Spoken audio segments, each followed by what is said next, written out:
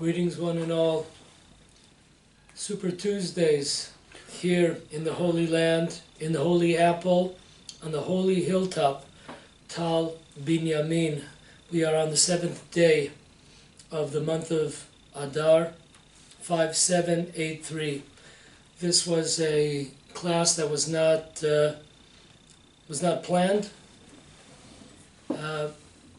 from the heart. Title of this class is My Neighbors Were Murdered This Week. Who's responsible? This actually was 2 days ago, but we'll call it this week.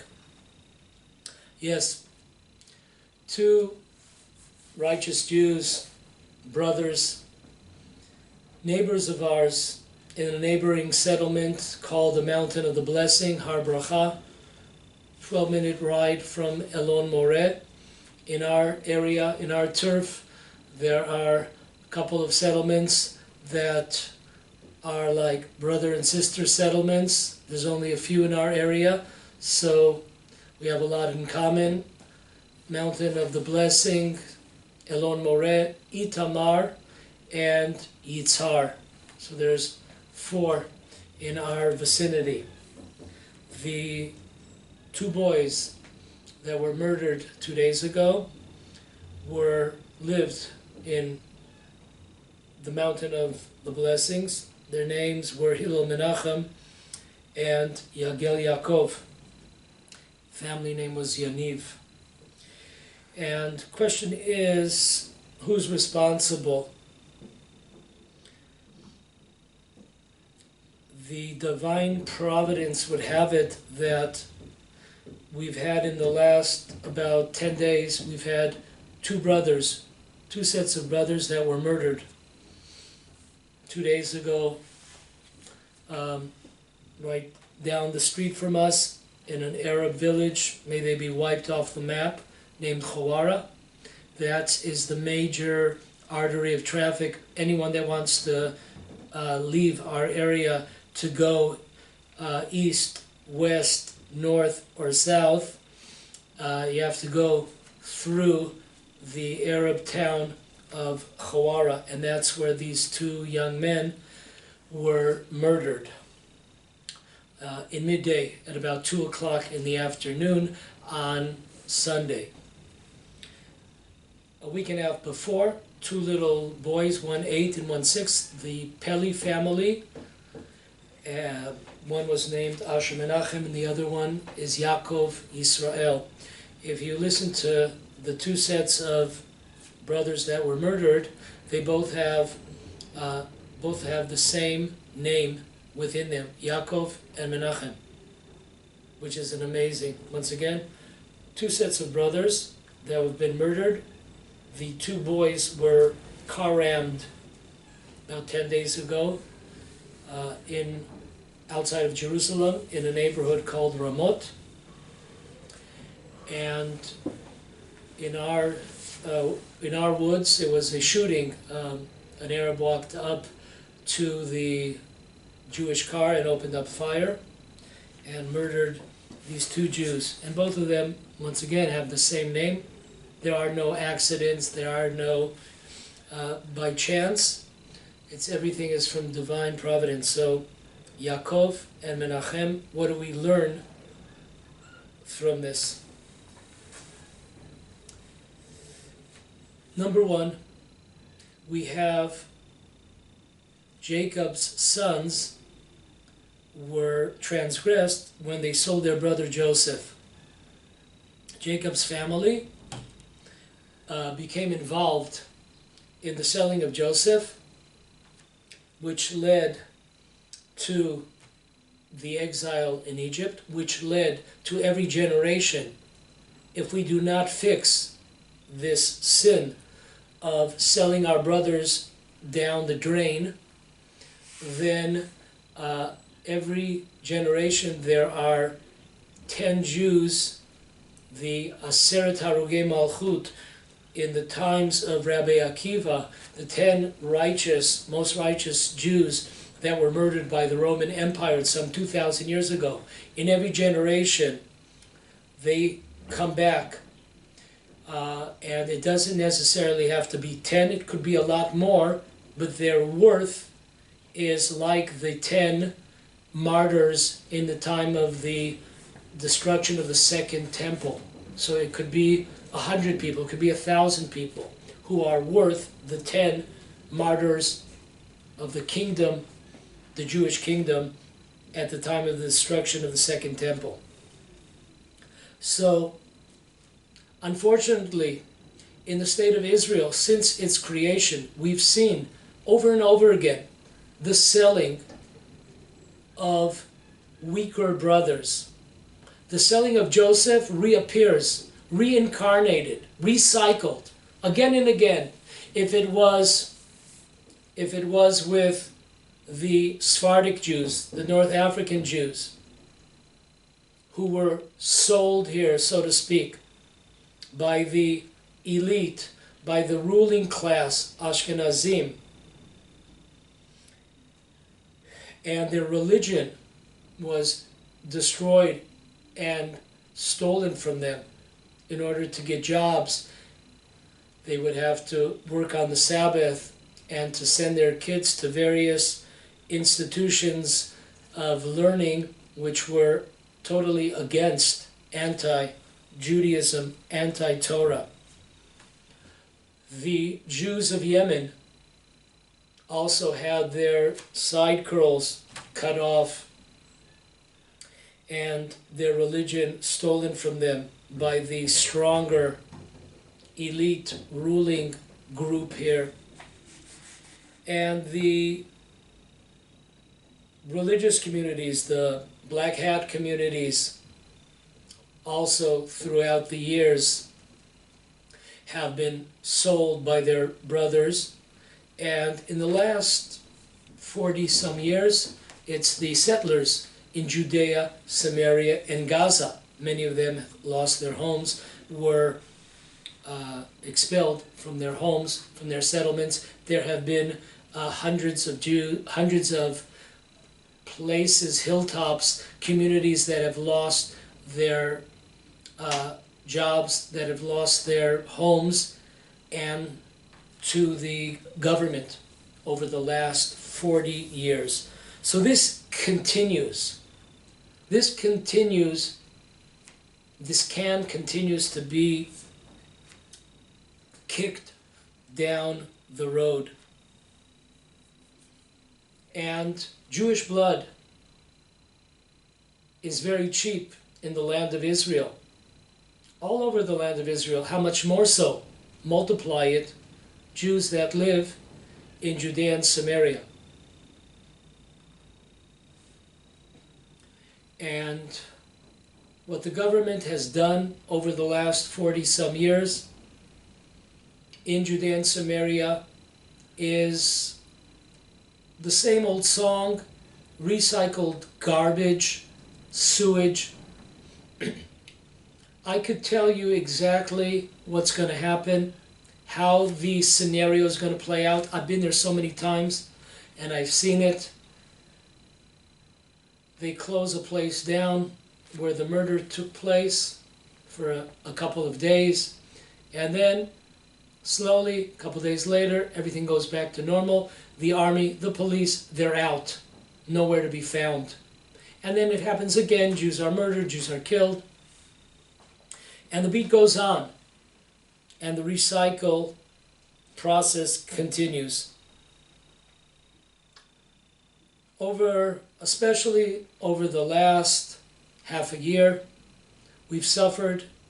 Every time we travel, you do not know what the outcome of your traveling is going to be. Think about kids that grow up here, that live here. You don't know exactly what's going to happen.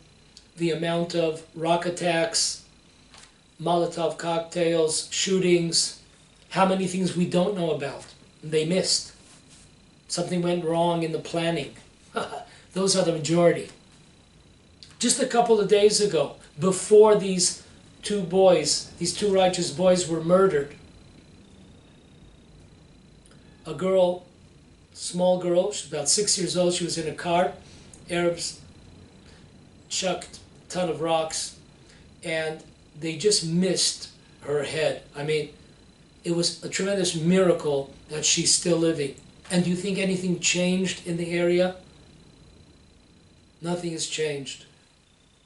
If you look at some of the pictures that angry Jews from the area, not from the government who's supposed to act, not from the army who's supposed to protect, no, from angry residents that live here and that suffer day in and day out and sick and tired of nothing being done. So they went and they burnt some houses, they burned some businesses, very small amount. I just hitched in here from Elon More to the Holy Apple here, Tapuach. Let me tell you, it's a very, very tiny, it's a 0.1% of the entire area that good Jews attacked.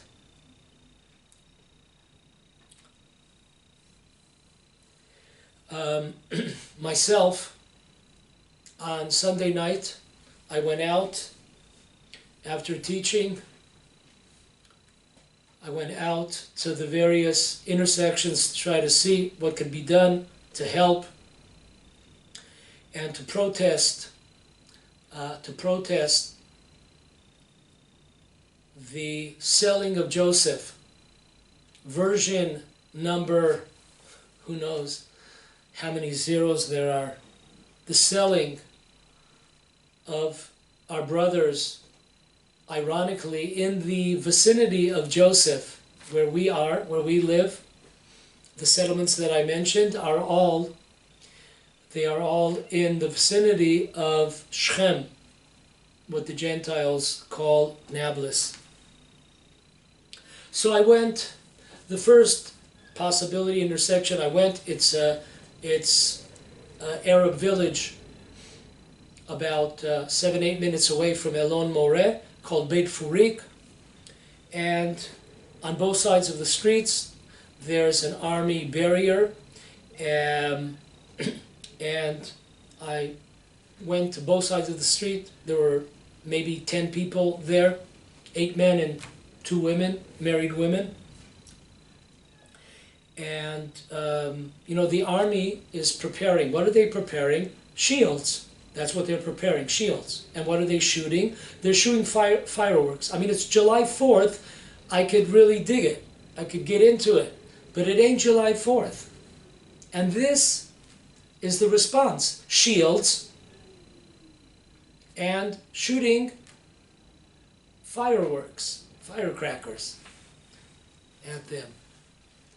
This whole corrupt way of thinking and dealing with the situation, just trying to make things calm, so-called calm before the next Jew is shot at, is Molotov cocktailed, is rocked,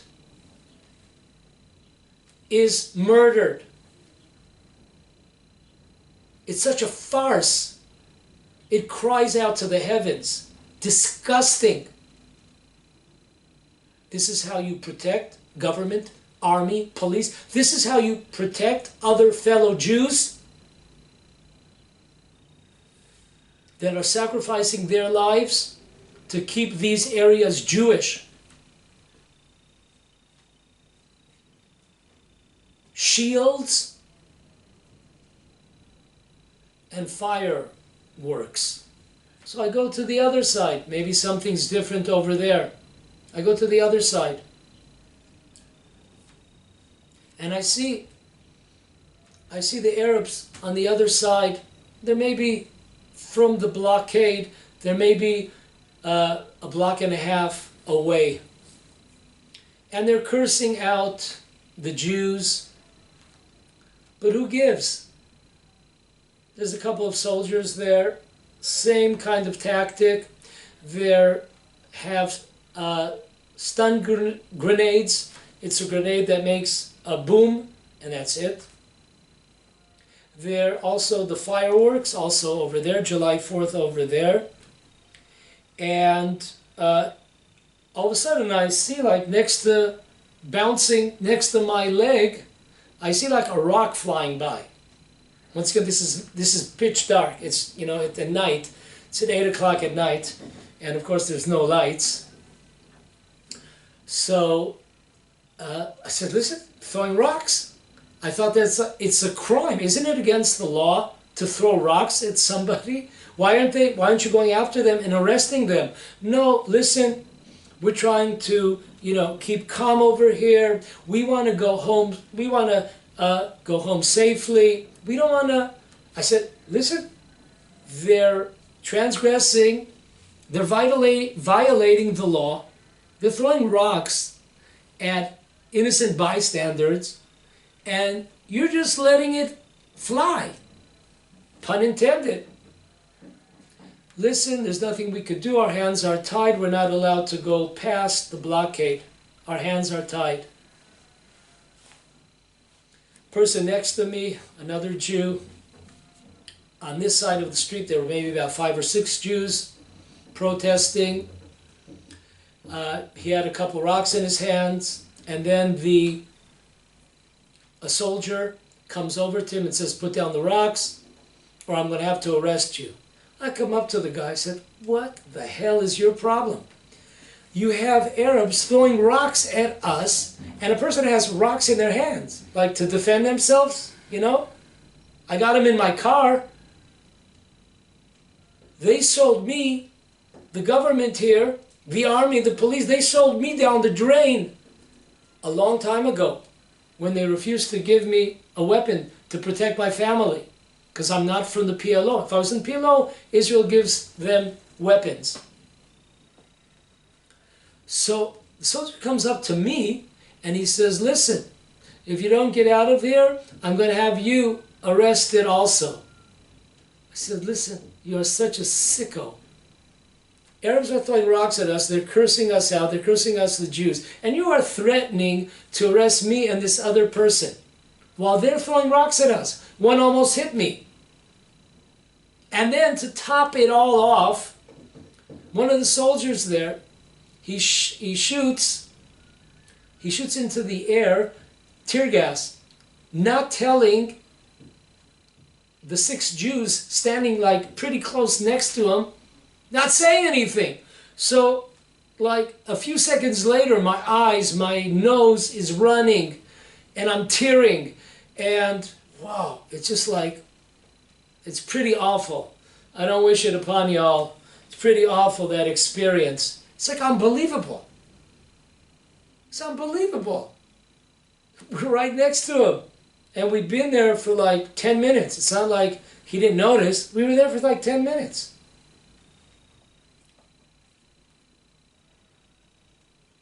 And so that's the selling of Joseph, version 5783, 2023. That's the version, how it goes.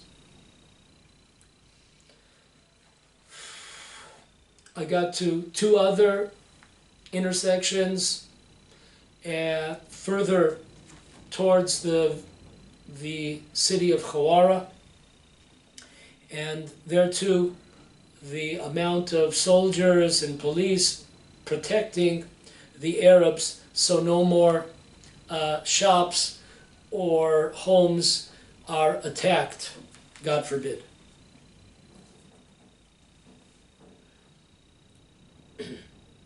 So, who's responsible? Let's take it from the top. It says in Numbers, chapter 33, verses 52 and 55. I translate, You shall expel the inhabitants of the land in front of you. If you do not expel the inhabitants from the land before you, the ones that you leave in the land of Israel, they will be like thorns in your sides. And they will agonize you on your land that you are sitting. What I plan, God says, what I plan to do to them, to the enemies of the Jewish people, because of the fact that we did not expel them, I will do unto you. Amazing words. Look it up yourselves. The great commentator Rashi says on this verse that if you expel the inhabitants, then you will be able to sit and settle the land. If you do not expel the inhabitants, you will not be able to settle the land of Israel. This is the opinion of Rashi, that the main point of the commandment of living in Israel is expelling the non-Jews. Nachmanides disagrees, and he says that the main commandment is settling the land of Israel. In order to settle the land of Israel, you have to remove the inhabitants, the Gentile inhabitants. So they're basically saying the same thing, just what do I put the stress on?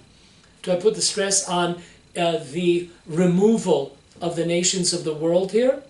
Or do I put the stress on the settling of the land of Israel? So that we see. Now, we have the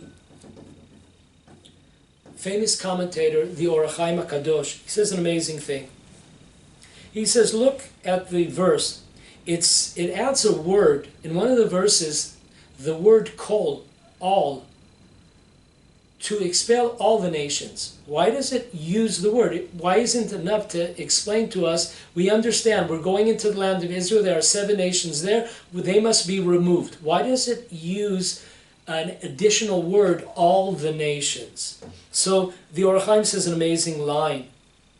He says, even though this chapter in the Torah is talking about the 7 nations, which have a special status, the 7 nations, don't think that it's just talking about the 7 nations. No, that's why it says kol, all the nations.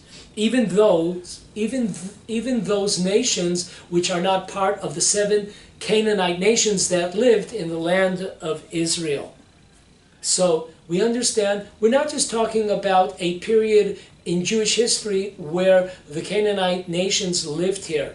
No, we're talking about all the nations, unless they agree to living by certain conditions that a Gentile is allowed to stay in the land of Israel, observing the 7 commandments of Noah, and not having political, they have social rights, but not political rights. There's certain conditions that they would be able to live here. So this is also brought down, the similar idea of not just the 7 nations, but nations beyond them. This is also brought down in Tractate Megillah, page 11, if I'm not mistaken, side A. There are about 8 rabbis that when they wanted to summarize the major idea behind the story of Purim, the scroll of Esther, if they want to summarize what is really the main lesson to be learned from the story of Purim. So each of the 8 rabbis begins and gives their opinion what verse encompasses this entire idea. And Rabbi Levi, he brings down the verse that we just quoted. What's it connected to the story of Purim? The story of Purim happens outside the land of Israel. It's happening in Persia. What does it have to do with the Jewish people not allowing the nations to remain in the land of Israel? Because if they allow the nations to remain, it will become dangerous for the Jewish people to remain in that land and possibly expelled and murdered from that land. So it's very important to expel the inhabitants, because there is no, how does that song go in Rocky? There's no easy way out. There's no shortcuts home. There's no way out of this one. They must go, period. So, Rabbi Levi says, if you want to encompass the entire idea, there's one verse that summarizes it all. It's this verse. What does it have to do with Purim?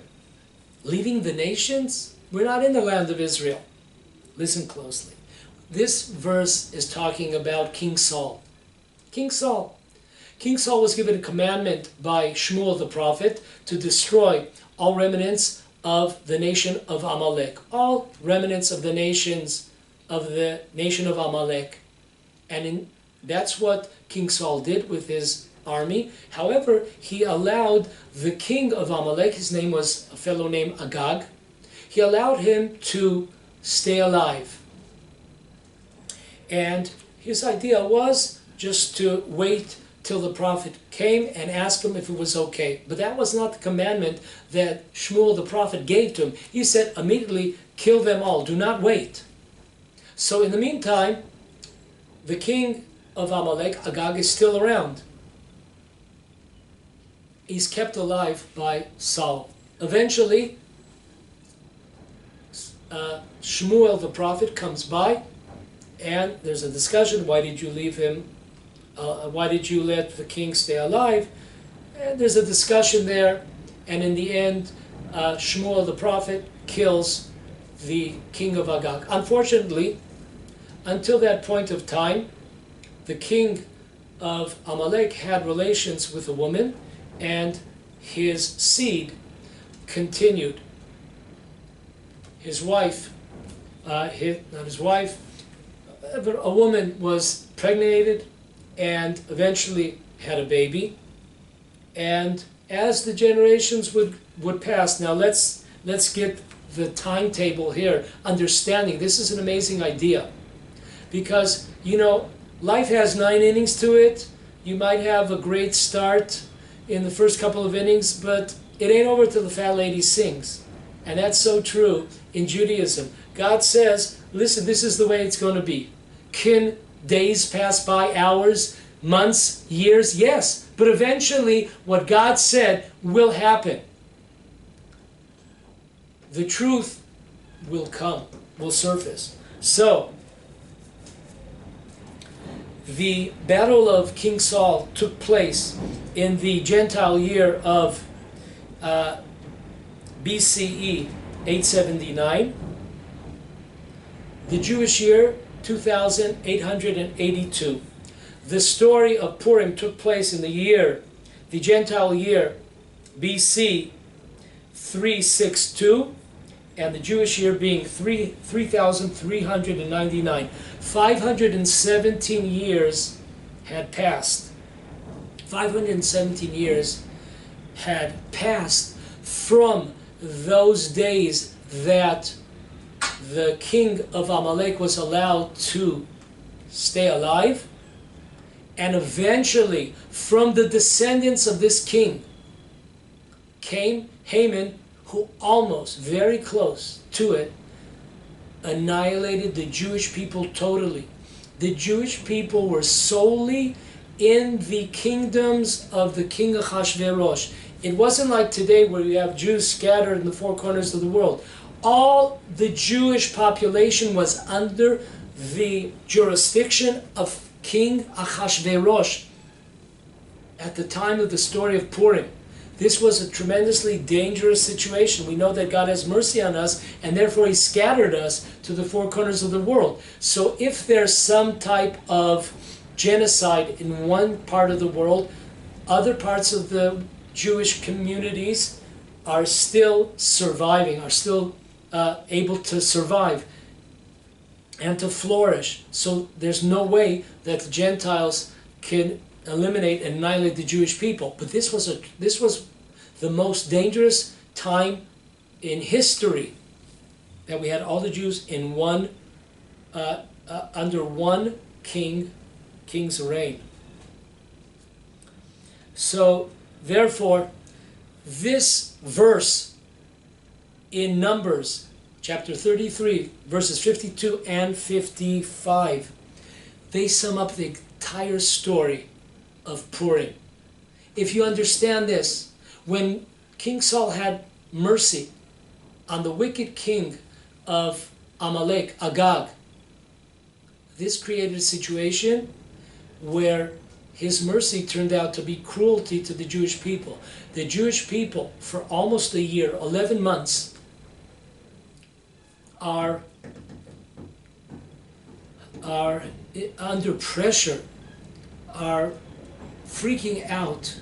Will they live or die? Because there are decrees that in 11 months, the Gentiles have all types of monetary incentives to kill the Jewish people.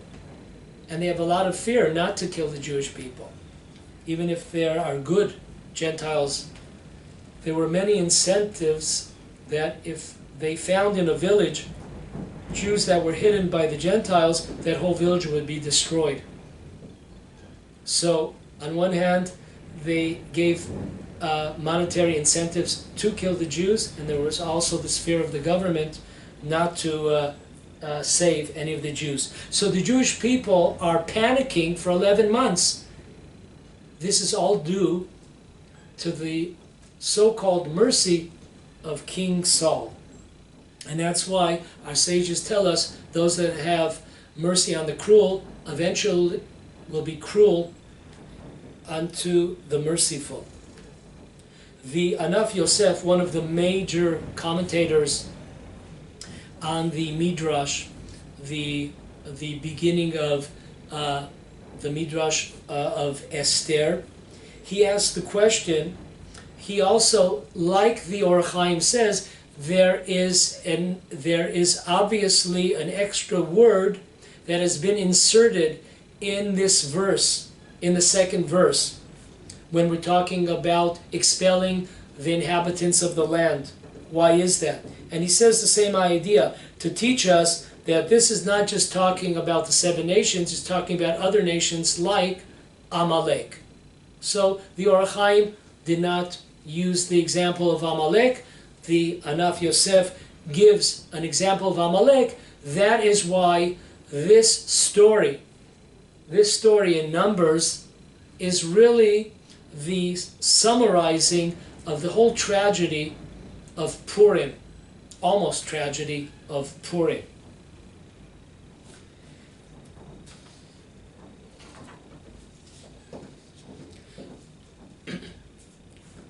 There's an interesting question. In the time of Egypt,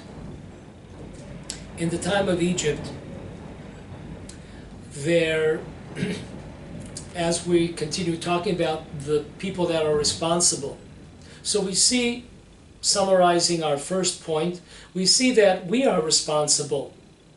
We are responsible, just like King Saul almost brought to the annihilation of the Jewish people. We are our worst enemies. Our worst enemies. So when we're looking about responsibility, people that are responsible, the government and the army, they like talking about, don't bother us, after an attack, don't bother us, or a murder. We're trying to track down the terrorist. The terrorist is not the problem. It's not, they must think that we're imbeciles. We have no brains. Do we think that the problem is this 1 or 2 or 3 terrorists that open up fire? That's the problem? On purpose. Purposely they use this kind of language to make us believe that as soon as we catch this one person, we're going to live hunky-dory forever after. It's a happy ending. It's a happy ending, yeah. They really must think we're stupid. So, question is, during the Passover time, in the book of Exodus, chapter 11, verse 5, tells us that the firstborn, male and female, of the captives in Egyptian prisons were killed on the 10th plague of the firstborn. Say what? Yeah, you heard it right. Egypt, in various wars that they participated in, they had large amount of captives, both male and female. And they kept them in prisons, prison camps. And all of a sudden, these men and women who were prisoners, they did not do any evil. They did not perpetrate any evil upon the Jewish people. They were in prison. They were locked up. Why were they taken out by God? Why were they killed by God? Listen to this amazing lesson. Just like all Jews are responsible for all Jews, also the nations are responsible, and communities are responsible for one another. You better do something about your terror attacks, or else everyone's going to have to pay the price. That's how life works. So, Rashi on this verse, Tosfot on this verse, our sages all tell us the same issue. These prisoners of war, POWs, when they would hear on the news about the suffering of the Jewish people in Egypt, where we were slaves for 210 years. Amongst those 210 years, 86 was hard labor. They were happy with that news. They rejoiced with that news. Oh, you're rejoicing? Okay, got it. You have not subjugated the Jewish people. You have not terrorized the Jewish people. Correct. But you are a participant. Because behind every terrorist, there has to be an entire supportive group behind these people. Because terrorists don't exist outside of a bubble. They need that bubble in order to exist. Look, especially at social media, because the main media, they don't want to see the pictures. But we see these pictures on the social media of the Arabs handing out candies all over Israel after every attack on the Jewish people, singing and dancing. We just saw recently when these two boys were murdered, we see in a Jewish hospital in Jerusalem, in Shaarei Tzedek, we see a Jewish man in an elevator with 4 Arabs, and they're all dancing and laughing at this Jew coming out of the elevator, celebrating the ramming of 2 boys, 1-8 and 1-6, Yaakov and Menachem. This is why the firstborn of the POWs were killed along with those that subjugated the Jewish people.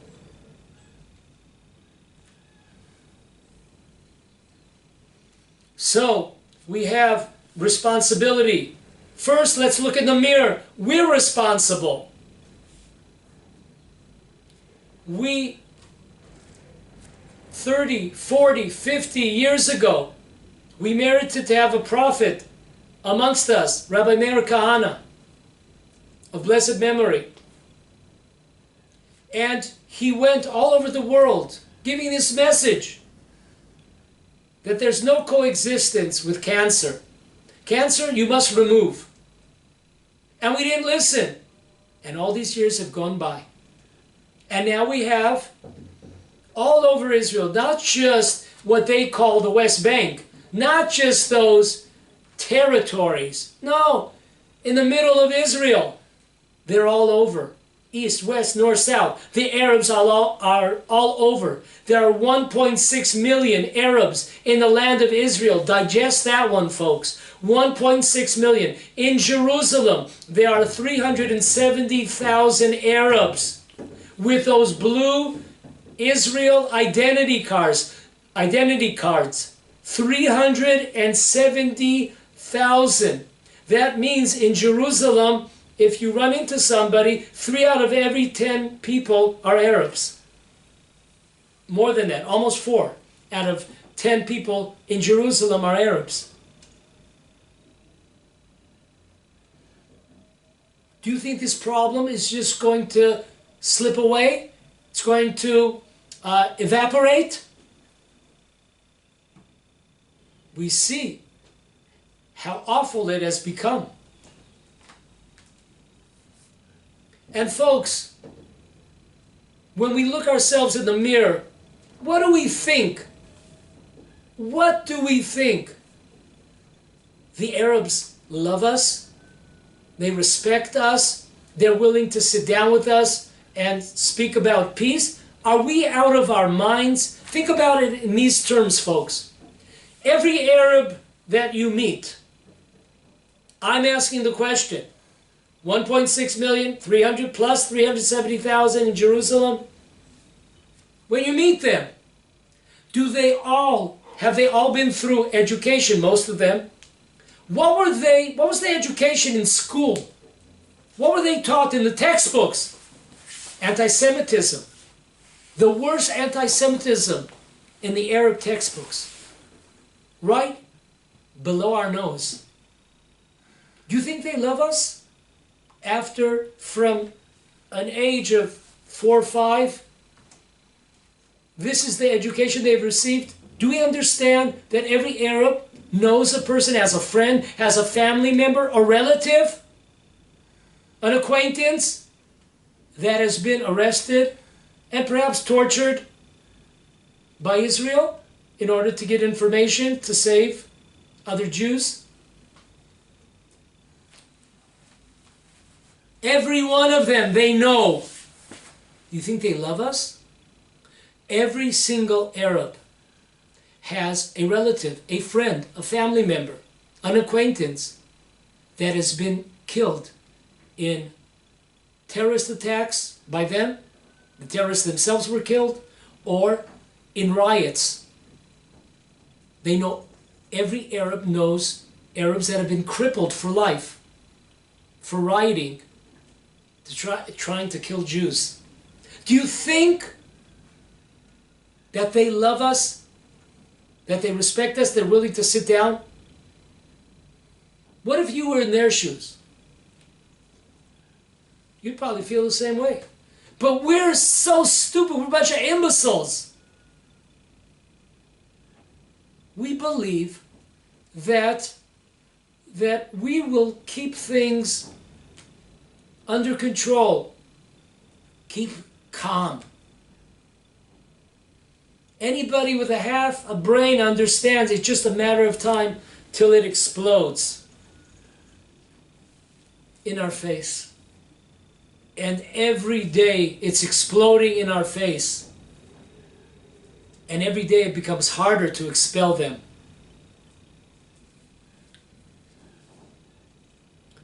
The mother, the holy mother of these two boys from the mountain of the blessing, Har Bracha, in a message unbelievable, she's really an amazing person. Her message to the Jewish people was the following: add Torah learning. Add time to your army service.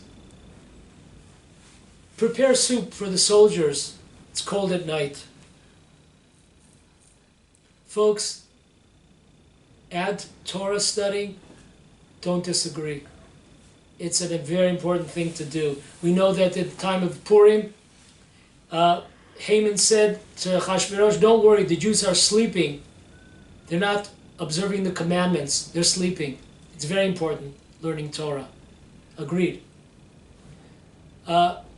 Extending one's army service, don't agree. Number 3, doing acts of kindness, giving soup to people that are out there, agree 100%. But that's not the point. I agree with those points. But this is not the crux issue here. This is evading the problem. When Rabbi Kook, Avram Yitzchak Kook, was in a synagogue, the Holy Ark fell down and broke. And people came up to the rabbi and said, Rabbi, should we fast? Should we, maybe we should speak less gossiping. Maybe we should, control our eyes better, not seeing immodest images. Rabbi Kook looked at them and said, listen, First thing we do is we have to fix the ark. We have to fix it. It fell. We have to fix it. The spiritual, we'll get to that. But first, fix it. The holy ark fell. There's a problem. Add Torah, agree 100%. Soup, yeah. But folks, ABC, the foundation, they must go. They must go. It's mind-boggling to me that when these two boys were murdered, there's Jews going up to a settlement right maybe 5 minutes away from the Tapuach junction. 5 minutes away, called Eviatar. Eviatar was a Jew waiting for a ride right down the hill, 5 minutes away from here, down the hill, waiting for a ride, and he was murdered some years ago. And so, in an attempt to start a new settlement on his name, Eviatar, they went up. Is it good to start settlements? Yes. But this is not our problem right now. Our problem is the Arab enemy. This is a problem, and that's why they must go. And we must begin to address. This is mind-boggling. You're going up on an empty mountain to settle. It's not the issue.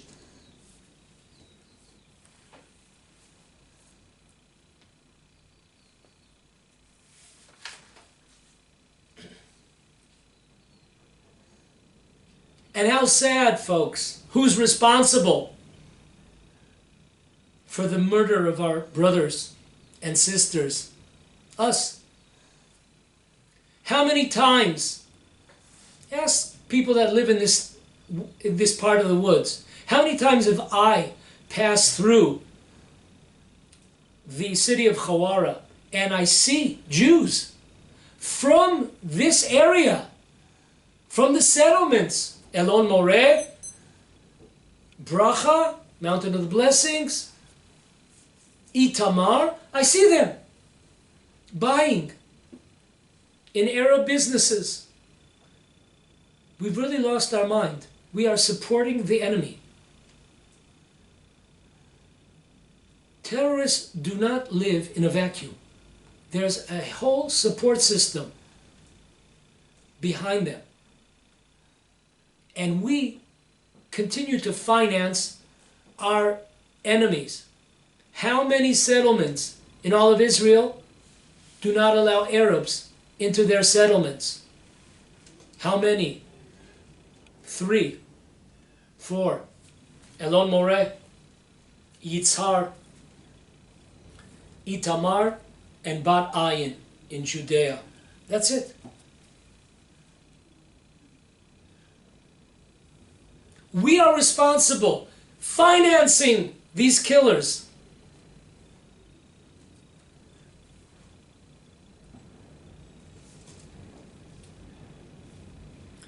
When I came here today, hitching, the first ride was from Elon Moreh to a traffic circle called Bat Shalosh. And there, it looks like you're in a war zone, and not from today.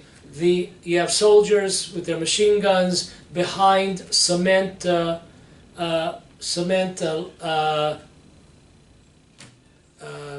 walls and sandbags over them, over the cement walls.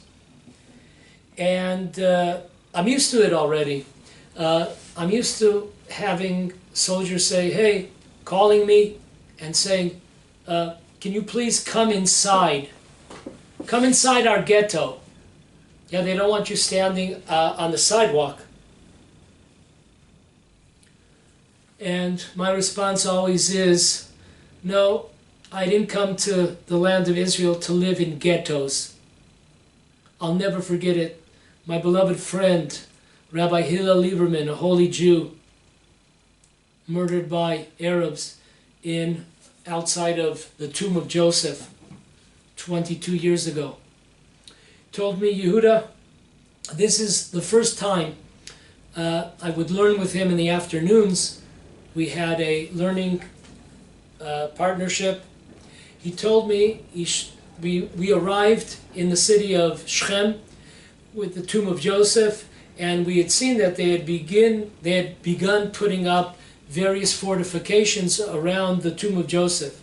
And then Rabbi Hillel Lieberman turned to me and said, Yehudah, they asked the Jewish undergrounds in the 1940s, when did you know that it was only a question of time where the British soldiers would be out of the land of Israel? And their answer was, as soon as we saw the British fortifying their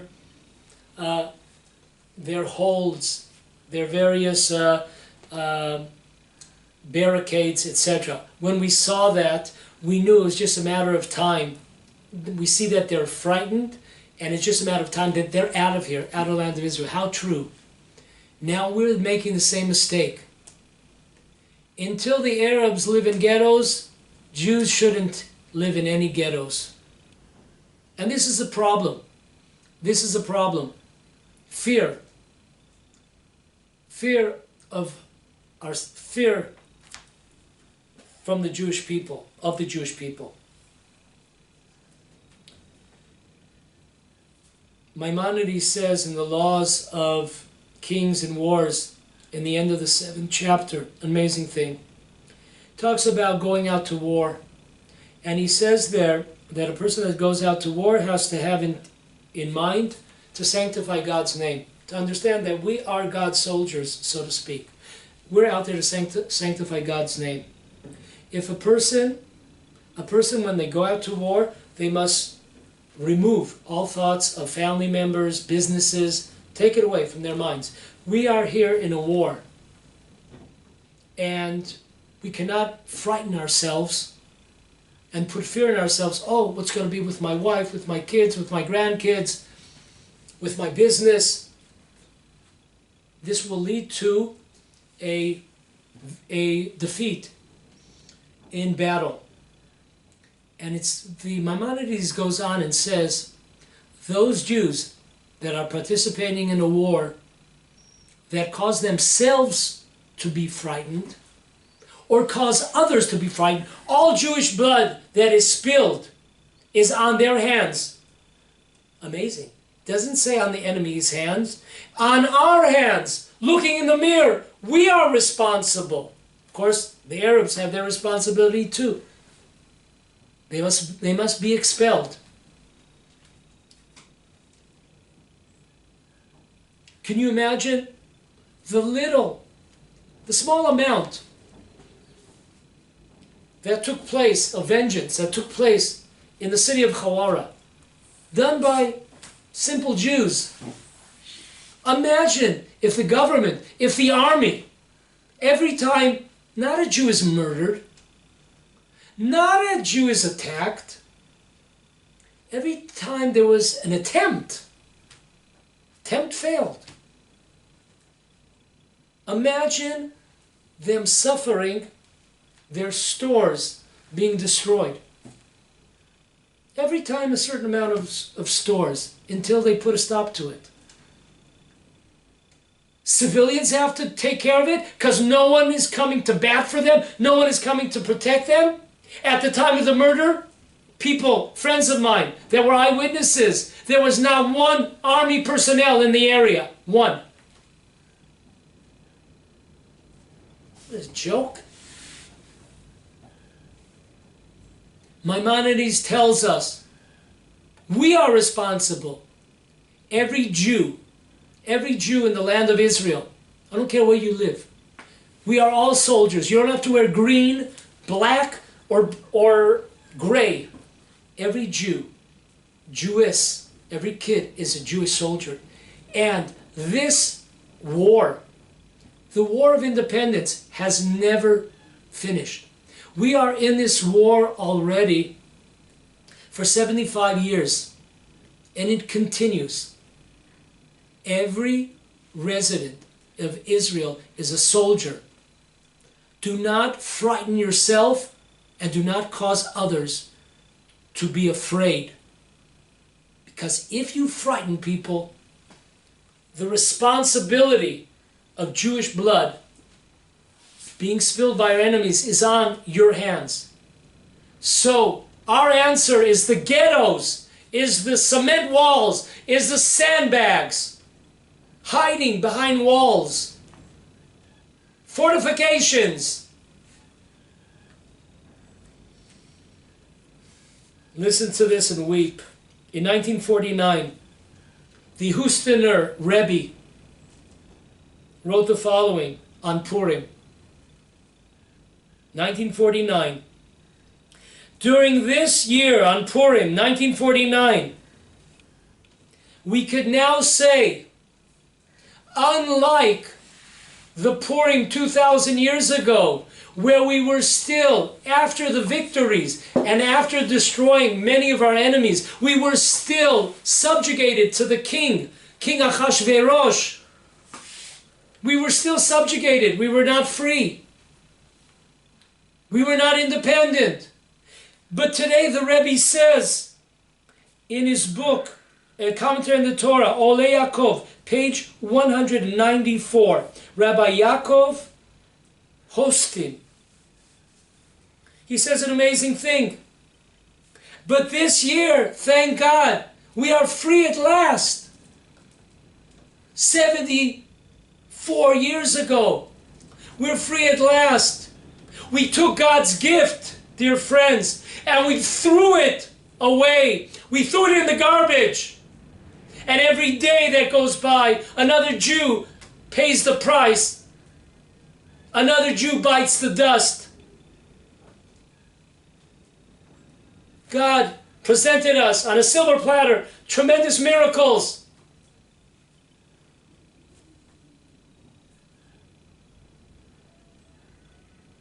And he says the following. He goes on. What's important now? Purim 1949. What's important now is to continue our war against Amalek, the nation of Amalek. What does he mean? I thought Amalek doesn't exist. He's saying that he calls the wicked of the nations, those that are oppressing the Jewish people, attacking the Jewish people, making fun of the Jewish people, laughing at our distress. That is one leg of continuing the battle against Amalek. The second one is a introspection inside of us to overcome our evil inclination. Try to purify ourselves. That is the two legs of fighting Amalek, to continue against the enemies of the Jewish people. And the time to defeat the enemies of the Jewish people, the best time, he writes here, is the days of Purim. This is the time. Folks, take advantage of this time. Pray, cry your heart out. This is the time of the year.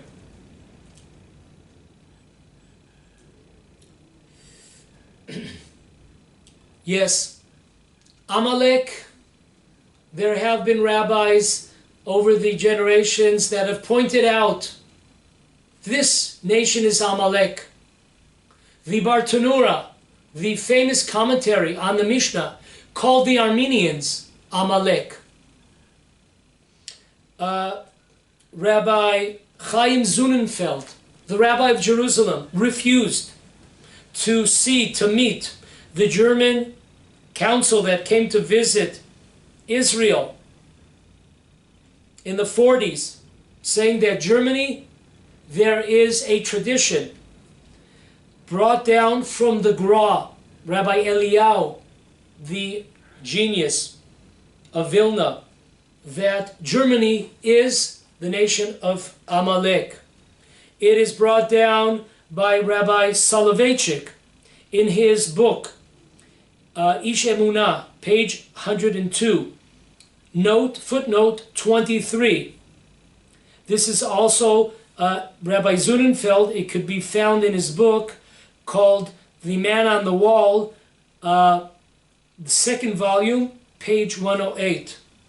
It's also the Nazarene, Rabbi David Cohen, in his book, a book called The Scrolls of Peace and War, on page 19, brings down that any nation that is oppressing the Jewish people and hates the Jewish people greatly and wants to eliminate, to destroy the Jewish people, they have the same law of Amalek.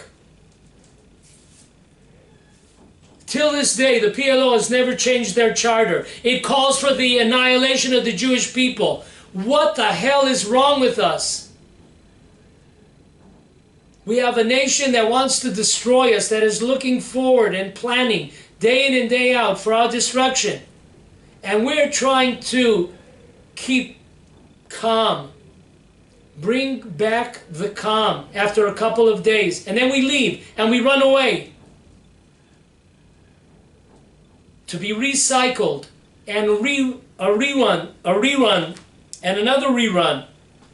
We keep on seeing the same movie with the additional reruns.